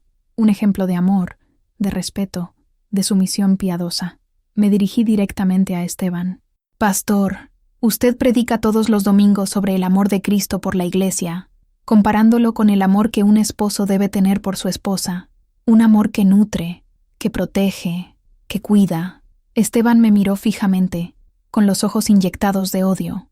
¿A dónde quieres llegar con esto, víbora? Ignoré el insulto. Quiero llegar a las marcas, pastor. A las marcas que, a veces, aparecen en los brazos de su esposa. Marcas que siempre se explican como accidentes domésticos. Una puerta con la que se golpeó, una caída en la escalera. Nuestra hermana Carmen es tan torpe. ¿No es así? Un silencio mortal cayó sobre el salón. Todos se giraron hacia Carmencita, que sollozaba incontrolablemente. O tal vez, continué, con la voz entrecortada por la emoción, esas marcas no son de accidentes. Tal vez son el resultado de un tipo de amor que deja moretones. Tal vez la sumisión piadosa que usted exige de su esposa en casa se impone con manos que deberían bendecir, pero que, en cambio, agreden. ¡Cállate!, rugió Esteban, su máscara de piedad finalmente haciéndose añicos para revelar al monstruo que había debajo. No te atrevas a hablar de mi esposa, de mi casa. Ya no es solo su casa, pastor, cuando usted la usa como ejemplo para nosotros, repliqué, mi voz ganando fuerza. No es un asunto privado cuando la víctima se sienta entre nosotros todos los domingos, escondiendo su dolor detrás de una sonrisa forzada y mangas largas. Nosotros, como iglesia, como comunidad, hemos sido cómplices de este pecado por nuestro silencio, por elegir no ver, por tener miedo de entrometernos. Me volví hacia las mujeres en el salón. ¿Cuántas de nosotras vimos la tristeza en los ojos de Carmen y desviamos la mirada? ¿Cuántas de nosotras sospechamos, pero preferimos no involucrarnos? El silencio de ustedes la mantuvo prisionera. El silencio de ustedes le dio poder a él. Fue entonces cuando sucedió algo extraordinario. Elena se levantó y caminó hacia Carmencita. Se arrodilló a su lado y la abrazó. Luego, otra mujer se levantó, y otra más. En instantes, Carmencita estaba rodeada por un círculo de mujeres, un muro de solidaridad que la protegía de la mirada furiosa de su esposo en el estrado. Esteban miró esa escena, impotente. Su autoridad, su poder, su imagen, todo se había desintegrado en cuestión de minutos. Ya no era un pastor, era solo un hombre pequeño y violento, expuesto bajo la luz cruda de la verdad. El tercer y más podrido pilar había caído, el de la familia pastoral perfecta, y con él, el último vestigio de respeto que la congregación tenía por su líder. El caos en el estrado reflejaba la turbulencia en el corazón de la congregación. Javier intentaba escabullirse, pero fue bloqueado por un grupo de hombres que exigían respuestas sobre el dinero. Los otros ancianos se miraban entre sí, pálidos y sin saber qué hacer, cómplices por su omisión. Esteban estaba petrificado, la furia dando paso a un pánico evidente. Era hora de jalar el último hilo, el que había comenzado todo. Me levanté por última vez. El salón, al darse cuenta de que aún no había terminado, se silenció de nuevo. En mis manos, sostenía el trozo de terciopelo azul oscuro. Todo lo que han escuchado esta noche, comencé, con la voz cansada pero firme, son síntomas de una enfermedad que comenzó hace mucho tiempo. Una enfermedad de poder y secreto, y comenzó con el abuso de la confianza de los más vulnerables. Mis ojos se fijaron en Esteban. Hace 25 años, había una joven en esta iglesia, una niña de 16 años, de una familia pobre y problemática. Era callada, asustada, y buscaba refugio en la casa de Dios, y su joven y carismático pastor se ofreció a ser su consejero espiritual. Hice una pausa, dejando que el peso de mis palabras se asentara. Este pastor la visitaba en su casa, la aislaba de los demás, llenaba su cabeza con ideas de pecado y culpa. La hacía sentir sucia, una tentación. No necesitó tocarla físicamente para robarle la paz, la inocencia, la fe. Usó la palabra de Dios como un arma para manipular y controlar a una niña. Comencé a leer la carta de Sofía. Mi voz temblaba al dar vida a sus palabras, a su dolor de adolescente, a su sentimiento de vergüenza y confusión. Leí sobre las oraciones, en las que él sostenía su mano por demasiado tiempo, sobre las preguntas invasivas, sobre el miedo que sentía cada vez que lo veía. Leí sobre la partida súbita de su familia, una huida desesperada para salvar a su hija. El nombre de esa niña era Sofía Ramírez, dije, doblando la carta, y el nombre del pastor era Esteban. Si un alfiler hubiera caído, el sonido habría sido ensordecedor. El último velo había sido rasgado. El origen de la podredumbre estaba expuesto. La codicia, la hipocresía, la violencia. Todo brotaba de la misma raíz. Un hombre que, desde el inicio de su ministerio, usó su posición no para servir, sino para servirse a sí mismo. Intentó silenciarme, expulsarme, porque yo, una vieja viuda, comencé a hacer preguntas, porque dejé de bajar la cabeza. Dije, mi voz llenándose de una fuerza final. Me acusó de ser una mala influencia. Pero yo les pregunto, ¿quién es la mala influencia aquí? ¿La vieja que busca la verdad? ¿O el líder que construye su reino sobre mentiras, robo y el dolor de los inocentes? Tomé mi pequeño panel de retazos, la obra de mi noche de insomnio. Lo sostuve en alto.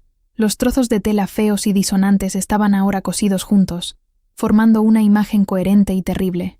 En el centro, bordada en hilo rojo, la palabra verdad brillaba bajo las luces de la iglesia.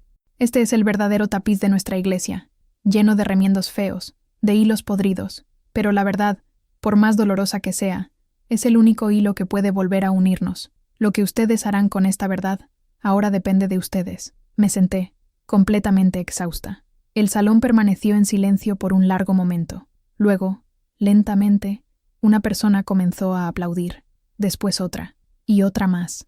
En segundos, todo el salón estaba de pie, aplaudiendo.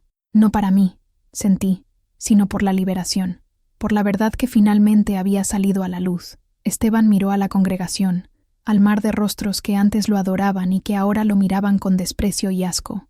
No dijo una palabra, solo se dio la vuelta, y con los hombros encorvados, bajó del estrado y salió por la puerta trasera de la iglesia, desapareciendo en la noche. No solo huyó de la iglesia, huyó del pueblo. Los días que siguieron a esa reunión fueron como despertar después de un terremoto. El pueblo de Tequisquiapan estaba en shock. La historia se extendió como un reguero de pólvora. No había un café, una tienda o una plaza donde el tema no fuera la caída del pastor Esteban y el coraje de la vieja Guadalupe. La iglesia Luz del Valle cerró sus puertas el domingo siguiente. No había quien predicara, no había quien liderara. Los pilares se habían derrumbado y la estructura amenazaba con colapsar. Me recluí en mi casa. Estaba emocional y físicamente agotada. Durante 2 días, apenas salí de la cama. El peso de todo lo que había sucedido me golpeó con fuerza. No sentía triunfo, sino una profunda melancolía. Tanto dolor, tantas vidas afectadas por mentiras. Al tercer día, Elena vino a visitarme. Me trajo una sopa caliente y se sentó al lado de mi cama. Todo el pueblo está hablando de ti, Guadalupe, dijo, con una sonrisa amable. Eres una especie de heroína, negué con la cabeza. No soy una heroína, solo una mujer que se cansó de quedarse callada. Eso es lo que son los héroes, respondió. La gente está perdida. La iglesia era el centro de la vida de muchos. Ahora no saben qué hacer. Javier, el tesorero, fue confrontado por una comisión de miembros de la iglesia. Bajo presión, confesó todo, devolviendo una parte del dinero que había desviado. Él y su familia se mudaron discretamente del pueblo una semana después. Doña Inés se encerró en su casa y no fue vista más en público.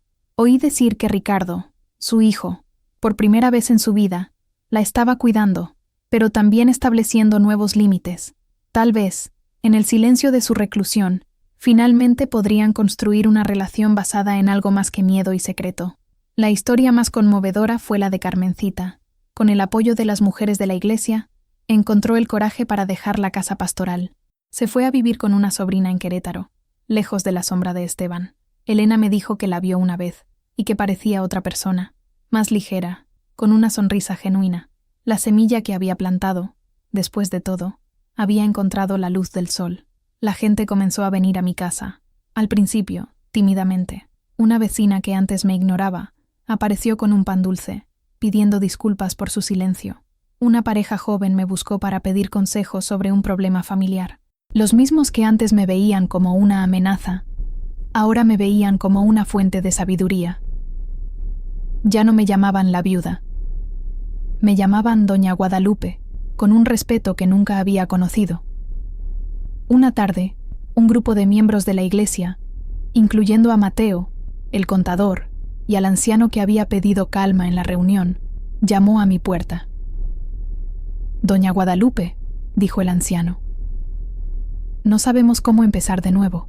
La iglesia está rota. Nos gustaría que usted nos ayudara, que nos guiara». Los miré, sorprendida. «¿Yo, una guía espiritual? Solo soy una costurera», dije, la misma frase que había usado tantas veces. «Sí», respondió Mateo con una sonrisa. «Y usted nos enseñó que a veces, para arreglar una tela vieja, primero hay que descoser todos los hilos podridos. Ahora, necesitamos su ayuda para volver a coserla, de la manera correcta». Me di cuenta entonces de que mi trabajo no había terminado esa noche. La destrucción era la parte fácil. La reconstrucción. Esa sería la tarea más difícil de todas. Y por primera vez, sentí que no estaba arreglando algo que pertenecía a otros. Estaba ayudando a reconstruir mi casa. Acepté la invitación, no como una líder, sino como una consejera. Nuestro primer encuentro no fue en la iglesia, con su púlpito imponente y sus bancas rígidas. Fue en mi casa. 15 personas, apretadas en mi pequeña sala, sentadas en sillas prestadas y en el suelo. No hubo liturgia, ni sermón, solo hubo café, pan y conversación. La gente estaba herida, confundida. Su fe en Dios estaba intacta, pero su fe en los hombres y las instituciones estaba hecha jirones. ¿Cómo podemos volver a confiar en alguien?, preguntó una joven madre, con lágrimas en los ojos. Tal vez, sugerí, el error fue poner nuestra confianza en un hombre, en lugar de en nosotros mismos y en los principios que decimos seguir. Un púlpito alto crea una sombra larga. Tal vez necesitemos un círculo, donde todos puedan verse, donde la luz alcance a todos por igual. Esa tarde, no leímos la Biblia. Compartimos historias, nuestras historias, historias de dificultades, de pequeñas alegrías, de dudas. Por primera vez, no había juicio en el aire, solo había escucha. Las máscaras que todos usaban en la iglesia, la máscara de la familia perfecta, la máscara de la fe inquebrantable, se dejaron a un lado. Mateo habló sobre el peso que cargó durante años, la carga del silencio. Elena habló sobre sentirse una extraña, sobre la dificultad de encontrar un lugar en una comunidad tan cerrada. Otros hablaron sobre la presión de mantener las apariencias, sobre la soledad que sentían incluso en medio de una multitud. Me di cuenta de que la hipocresía de Esteban y los demás no era un caso aislado. Era un reflejo de la cultura de silencio y miedo que todos nosotros, de alguna manera, ayudamos a perpetuar. Al final del encuentro, decidimos que, por ahora, la iglesia sería eso, pequeños grupos, reuniéndose en las casas de los demás, no para escuchar un sermón, sino para compartir la vida, para ser una comunidad en el sentido más verdadero de la palabra. Comenzamos un fondo de ayuda mutua, administrado con total transparencia por un comité que incluía a Elena y a Mateo. El primer acto del fondo fue ayudar a la familia del pequeño Luis, la misma a la que Esteban se había negado a socorrer. Poco a poco, algo nuevo comenzó a brotar de las cenizas de Luz del Valle. No era una institución, sino un organismo vivo. Era desordenado, imperfecto, pero era real. Yo no estaba en el centro, y me aseguré de ello. Mi papel era el de la abuela en la cocina, garantizando que el café estuviera caliente y que todos tuvieran un lugar en la mesa. Escuchaba más de lo que hablaba, y cuando hablaba, contaba historias, como la de mis rosales, que necesitan ser podados drásticamente para florecer más fuertes en la primavera. Nuestra comunidad estaba siendo podada. Era un proceso doloroso, pero necesario, y por primera vez en mucho tiempo, veía nuevos brotes de esperanza surgiendo por todas partes. Estábamos aprendiendo a ser la iglesia, en lugar de solo ir a la iglesia, y esa era la costura más fuerte y más hermosa que jamás había ayudado a hacer. Pasaron los meses.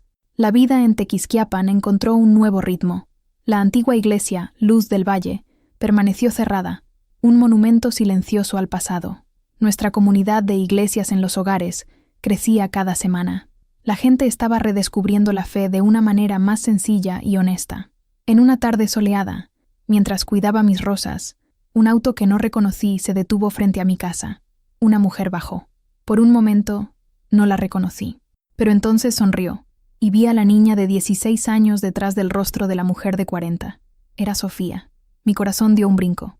Caminó hasta mi portón, llevando el ramo de lirios más hermoso que jamás había visto. «Hola, Guadalupe», dijo, con voz tranquila y segura. «Sofía, hija mía, ¿qué haces aquí?», tartamudeé, abriéndole el portón. «Oí lo que pasó», dijo, mientras entrábamos. «Las noticias viajan, hasta a San Juan del Río. Necesitaba verlo con mis propios ojos. Y necesitaba darte las gracias». Nos sentamos en el porche, en la misma mecedora donde había pasado tantas noches de angustia. «Yo no debería recibir tus gracias», dije, negando con la cabeza. «Fui yo la que te falló hace tantos años. Me fallaste en ese entonces». «Sí», asintió, sin rodeos. «Pero lo que hiciste ahora, no lo hiciste solo por ti. Le diste una voz a la niña asustada que yo era. Le diste un nombre al monstruo que me atormentó durante años. Y me diste un final para mi historia. Un final justo». Me contó que, después de oír sobre la caída de Esteban, algo dentro de ella se calmó. Una herida antigua, que pensaba que nunca cicatrizaría, finalmente comenzó a cerrarse. «Te traje estos lirios», dijo, entregándome el ramo. «Simbolizan la pureza y la restauración. Siento que eso es lo que has traído de vuelta a este pueblo. Y a mí». Estuvimos conversando durante horas. Me contó sobre sus hijos, sobre su florería, sobre su vida. Le conté sobre nuestra nueva comunidad, sobre la esperanza que estaba floreciendo entre los escombros. Cuando se levantó para irse, me abrazó. Un abrazo fuerte, que también sanó algo dentro de mí. «Eres una mujer muy valiente, Guadalupe Morales», dijo, al alejarse. «Y tú, Sofía Hernández, eres una mujer muy fuerte», respondí. Mientras la veía partir, con los lirios perfumando mi sala, entendí la verdadera naturaleza de lo que habíamos hecho. No solo habíamos expuesto el mal, habíamos creado un espacio para la sanación. La justicia no consistía solo en castigar a los culpables, sino en restaurar a los heridos. Y la visita de Sofía fue la prueba de que nuestra cosecha apenas comenzaba. Los años que siguieron fueron tranquilos. Mi vida volvió a un ritmo sereno, pero era una serenidad diferente a la anterior. No era la quietud de la resignación, sino la paz del propósito cumplido. Continué con mis costuras, pero mi clientela cambió. La gente no me buscaba solo para arreglar un dobladillo o ajustar un vestido. Venían a conversar. Mi pequeño cuarto de costura se convirtió en un confesionario informal, un lugar de consejo y de escucha. Las jóvenes novias venían a mostrarme sus vestidos, pero también a hablar de sus miedos al matrimonio. Las madres cansadas venían a buscar un remiendo en un pantalón de niño y terminaban desahogándose sobre las dificultades de la maternidad. No ofrecía soluciones mágicas. Solo escuchaba y, de vez en cuando, contaba una historia. Usaba metáforas de mi propio arte. Hablaba sobre cómo los nudos más difíciles pueden desatarse con paciencia, cómo las telas más frágiles necesitan un refuerzo por debajo y cómo, a veces, un retazo de un color completamente diferente es exactamente lo que una prenda necesita para volverse única y hermosa. Elena se convirtió en una líder natural en nuestra nueva comunidad. Tenía la energía y la visión para guiar al grupo, siempre con un espíritu de servicio, nunca de autoridad. Se casó con un buen muchacho del pueblo, y cuando nació su primer hijo, me pidió que fuera la madrina. Sostener a ese bebé en mis brazos fue una de las mayores alegrías de mi vejez. La antigua iglesia, Luz del Valle, fue finalmente vendida. El edificio se transformó en un centro comunitario, con una biblioteca, clases de regularización para niños y talleres de artesanía para adultos. La ironía no me pasó desapercibida. El lugar que un día sirvió para oprimir y controlar, ahora servía para empoderar y liberar. Envejecí. Mis pasos se volvieron más lentos, mis manos más temblorosas, pero mi espíritu permaneció fuerte. Nunca más me senté en una banca de iglesia, pero nunca me sentí tan cerca de Dios. Lo encontraba en la risa de los niños en el centro comunitario, en la resiliencia de una rosa que florecía después de un invierno riguroso, y en la solidaridad silenciosa de una comunidad que aprendió a cuidarse a sí misma. Mi pequeño panel de retazos el que hice la noche anterior a la reunión, quedó colgado en la pared de mi sala. Era feo, desarmónico, pero lo amaba. Era un recordatorio de que la verdad rara vez es bonita o simple. Es una colcha de retazos, cosida con hilos de dolor, coraje, miedo y esperanza. Me convertí en la guardiana de nuestra historia. Los niños del pueblo venían a mi casa a escuchar sobre la noche de la verdad, como se le conoció. Y yo les contaba, no como un cuento de héroes y villanos, sino como una lección sobre la importancia de tener voz, sobre el peligro del silencio y sobre el poder que reside en la gente común cuando deciden unirse. Mi legado no sería de edificios ni de riquezas. Sería el legado de la aguja y el hilo, la aguja que perfora la oscuridad de la mentira y el hilo de la verdad que, al final, vuelve a unirlo todo, más fuerte que antes. En una tarde de otoño, cuando las hojas de los árboles en la plaza comenzaban a adquirir tonos de cobre y oro, estaba sentada en mi porche, observando el movimiento de la calle. Mis 84 años pesaban en mis huesos, pero mi mente estaba clara. Una joven pareja, que no conocía, pasó frente a mi casa. Se detuvieron y el muchacho me señaló, susurrándole algo a la chica. Ella sonrió y me saludó con la mano. Le devolví el saludo. Me había convertido en un punto de referencia en el pueblo, la viejita de la Casa de las Rosas. En ese momento de quietud, reflexioné sobre el viaje de mi vida. Durante tantos años, viví frente a un espejo. Mis preocupaciones eran las mías. Mi casa, mi luto, mi dolor, mi humillación. Mi mundo era del tamaño de mi propio reflejo. La noche de la reunión rompió ese espejo, y a través de los pedazos, por primera vez, vi una ventana a las vidas de los demás. Vi el dolor de Sofía, la prisión de Carmencita, el miedo de Mateo, la soledad de Ricardo. Me di cuenta de que mi historia no era solo mía, estaba entrelazada con la de todos a mi alrededor. La verdadera libertad, descubrí, no es la ausencia de problemas, es la capacidad de mirar más allá de uno mismo. Es entender que tu dolor resuena en el dolor del otro, y que tu coraje puede encender el coraje en el corazón de alguien que ni siquiera conoces. Esteban, Javier, Inés, ellos también vivían frente a un espejo que reflejaba solo sus propias ambiciones, sus miedos, su necesidad de control. Eran prisioneros de sus propios reflejos, y por eso necesitaban empequeñecer a los demás para sentirse grandes. Ya no sentía rabia por ellos, solo una especie de lástima. Buscaron poder y terminaron perdiéndolo todo, incluso a sí mismos. Yo, en cambio, perdí el miedo y gané una comunidad. Perdí mi estatus en la iglesia y gané el respeto de mi pueblo. Perdí mi silencio y encontré mi voz. La brisa de otoño trajo el sonido distante de la campana de la iglesia católica, un sonido que ha marcado el tiempo en Tequisquiapan por generaciones. El tiempo pasa, la gente va y viene, los edificios se levantan y caen, pero las historias permanecen. Se tejen en la tela del pueblo, pasadas de abuela a nieta, susurradas en las plazas y contadas en porches como el mío. Ahora soy parte de ese tapiz, un hilo, quizás un poco gastado y descolorido por la edad, pero un hilo fuerte, un hilo que ayudó a remendar un desgarro y que, espero, inspire a otros a tomar su propia aguja cuando vean una tela deshacerse. Mi nombre es Guadalupe Morales, y esta fue mi historia. Una historia sobre cómo, a veces, es necesario descoserlo todo para poder, finalmente, empezar a remendar. Hoy, el sol brilla suavemente a través de la ventana de mi cocina. El olor a té de canela llena el aire. Elena está sentada frente a mí, su cabello ahora con algunas hebras plateadas, los mismos ojos inteligentes de siempre. Su hijo menor, un muchachito llamado Miguel, en honor a mi esposo, juega en el suelo con un carrete de hilo vacío. Pareces cansada, Guadalupe, dice Elena, con la familiaridad de una hija. Es el cansancio bueno, mi querida, el cansancio de una vida bien vivida, respondo, sonriendo. Conversamos sobre las cosas del día a día, sobre la cosecha del maíz, sobre la nueva maestra de la escuela, sobre la fiesta de la comunidad que se acerca. La vida continúa, con su belleza simple y sus desafíos cotidianos. La historia de esa noche en la iglesia ya se ha convertido en una leyenda local.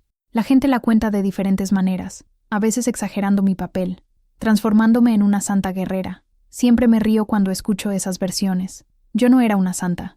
Solo era una mujer que fue empujada demasiado lejos. La verdadera lección de esa noche No fue sobre mi coraje, fue sobre el poder de la verdad dicha en voz alta.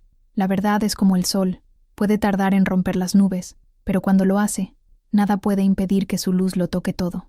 Mientras miro a Elena y al pequeño Miguel, siento una paz profunda. La comunidad que ayudamos a construir es fuerte. No depende de un líder carismático o de un edificio imponente. Depende de personas reales, cuidándose unas a otras. Es un legado que perdurará mucho más allá de mí. Mi viaje está llegando a su fin. Lo siento en mis huesos, en la forma en que mi cuerpo anhela el descanso. Pero no tengo miedo. Viví para ver la justicia, para sentir el respeto y el amor, y para dejar atrás un mundo un poco mejor de como lo encontré. Y para ti, que me has escuchado hasta el final, que has viajado conmigo a través de estos recuerdos, te dejo un último pensamiento. Quizás tú también tengas una historia atragantada en la garganta, una verdad que necesita ser dicha. Quizás te sientas pequeño y sin voz ante una injusticia. Recuerda a la vieja costurera de Tequisquiapan. Recuerda que la voz más silenciosa puede convertirse en un trueno cuando dice la verdad. Si esta historia resonó en ti, si el viaje de una abuela que encontró su voz te ha conmovido de alguna manera, te invito a formar parte de nuestro continuo intercambio de historias. Suscríbete, deja tu comentario, comparte tus pensamientos. Cada suscripción, cada me gusta, es como un nuevo hilo que nos conecta, tejiendo una comunidad que cree en el poder de las narrativas. Gracias por escucharme. Y nunca, jamás, subestimes el poder de una aguja, un hilo y una verdad que se niega a ser enterrada.